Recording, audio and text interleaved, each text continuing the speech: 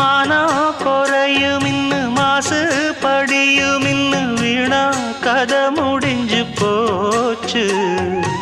ஈசான மூலையில லேசான பள்ளி சத்தம் மாமன் பேர சொல்லி பேசுது.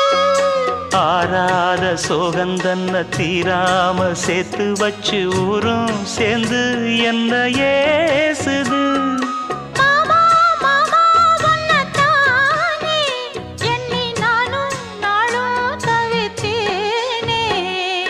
கூண்டுக்குள்ள என்ன வச்சு கூடி நின்ன ஊற விட்டு கூண்டுக்குள்ள போனதென்ன கோலக்கிளியே.